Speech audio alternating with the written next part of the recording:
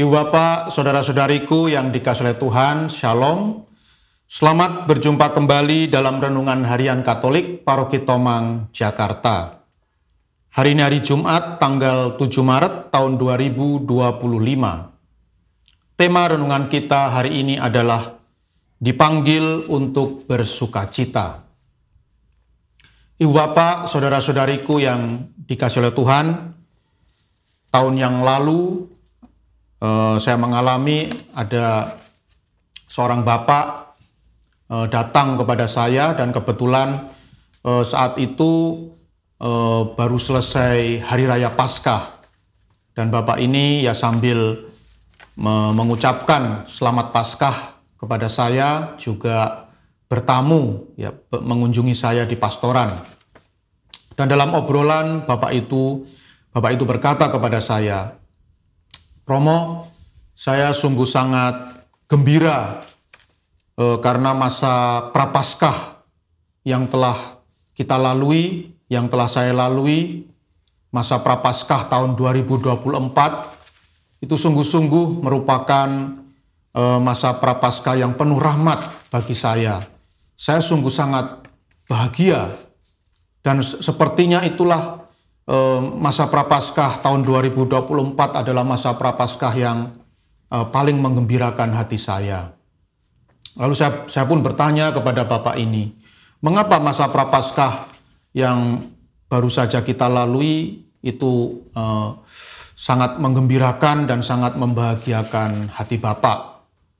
Dan bapak ini pun berkata kepada saya, "Ya Romo kan tahu sendiri, saya ini seorang perokok berat dan saya pernah juga berkata kepada Romo dalam satu hari saya bisa menghabiskan 3 bungkus rokok. Ya.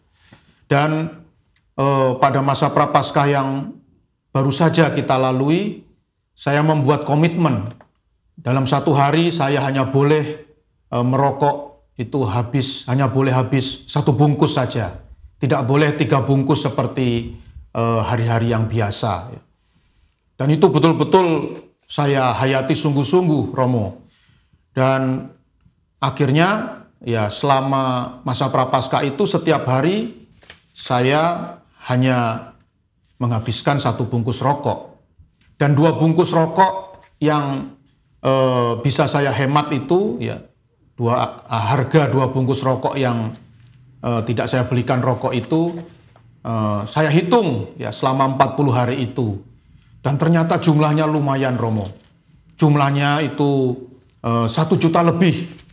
Maka ketika ketua lingkungan meminta uang APP dari saya, aksi puasa pembangunan, ya itulah yang saya berikan. Ya kira-kira ada sekitar 1.200.000. Dan saya merasa sangat bangga karena ternyata di seluruh lingkungan saya itulah APP yang paling besar, 1.200.000 itu. Dan itu betul-betul saya hasilkan dari hasil menyisihkan uang belanja rokok saya. Dan saya betul-betul bahagia, Romo. Saya bisa menyumbangkan sebagian dari jerih payah saya untuk orang yang lemah dan menderita. Nah, Ibu Bapak, saudara-saudari yang dikasihi oleh Tuhan, inilah salah satu contoh bagaimana seseorang bisa menjadikan masa puasa atau masa Prapaskah itu sebagai masa yang sungguh-sungguh membahagiakan, masa yang sungguh-sungguh sangat menggembirakan. Ketika seseorang bisa menolong, bisa membantu sesamanya yang lemah, yang berkekurangan, yang menderita dengan hasil berpuasanya atau hasil berpantangnya selama masa Prapaskah. Ibu Bapak, saudara-saudari yang dikasihi oleh Tuhan, dalam Injil Matius bab 9 ayat 14 sampai 15 yang dibacakan dalam perayaan Ekaristi hari ini dikisahkan tentang murid-murid Yohanes yang bertanya kepada Tuhan Yesus, mengapa murid-muridnya tidak berpuasa seperti halnya murid-murid Yohanes dan juga orang-orang Farisi. Ibu bapak, saudara-saudari yang dikasihi oleh Tuhan, sebenarnya protes dari murid-murid Yohanes ini tidak tepat ya. Jadi murid-murid Yohanes ini mengira ya dengan penglihatan mereka, karena mereka melihat bahwa Yesus dan murid-muridnya itu setiap hari selalu bergembira, selalu bersukacita. Mereka berprasangka buruk bahwa Yesus dan murid-muridnya tidak berpuasa. Ya. Padahal jelas Yesus dan murid-muridnya ini adalah orang-orang Yahudi yang saleh, ya. Orang-orang Yahudi yang sangat memegang teguh peraturan dan adat istiadat agama Yahudi. Jadi jelas mereka berpuasa, ya. Mereka berpuasa sama seperti murid-murid Yohanes dan orang-orang Farisi. Tetapi spiritualitasnya yang berbeda. Ya. Kalau orang-orang Farisi dan murid-murid Yohanes, mereka berpuasa sebagai tanda pertobatan. Ya, jadi mereka berpuasa sekeras mungkin sebagai tanda pertobatan atas dosa-dosa mereka. Dan karena begitu kerasnya ya, sampai-sampai itu kelihatan dari wajah mereka ya, wajahnya mungkin manyun ya, lesu ya, letih, tidak ada sukacita, tidak ada gembira. Ya, nah itulah gaya berpuasa orang-orang Farisi dan murid-murid Yohanes. Tetapi gaya berpuasa Yesus dan murid-muridnya berbeda ya. Meskipun mereka berpuasa, tetapi mereka tetap bergembira. Mereka berpuasa bukan sekedar sebagai tanda pertobatan, tetapi juga sebagai ungkapan syukur atas kasih Allah yang begitu besar yang telah mereka terima. Ya. Maka dalam Injil hari ini Tuhan Yesus bersabda, "Dapatkah sahabat-sahabat mempelai laki-laki berduka cita selama mempelai itu bersama-sama dengan mereka? Tetapi waktunya akan datang, mempelai itu akan diambil dari mereka, dan pada waktu itulah mereka akan berpuasa." Ya, maksudnya apa?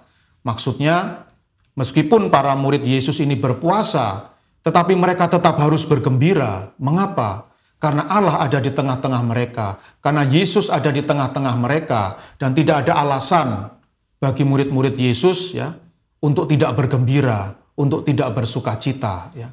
Bagaimana mereka harus bersedih ya kalau Yesus ada di tengah-tengah mereka? Bagaimana mereka harus berduka kalau Allah itu ada di tengah-tengah mereka? Maka inilah ibu bapak saudara-saudari yang dikasihi oleh Tuhan, mungkin ya perbedaan antara puasa orang Katolik dengan puasa orang lain ya.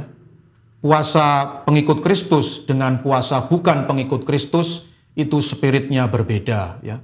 Kalau mereka berpuasa sebagai tanda pertobatan, maka kita berpuasa sebagai ungkapan syukur atas kasih Allah yang begitu besar yang telah diberikan kepada kita.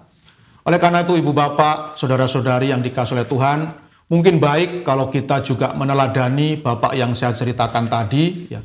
Puasa kita adalah puasa sukacita, puasa yang harus berbuah ya. Maka mari di masa pantang dan puasa ini mari kita kurangi konsumsi kita atas mungkin makanan ya atau hiburan, kita kurangi semua ya. Makanan-makanan, lalu jalan-jalan ya.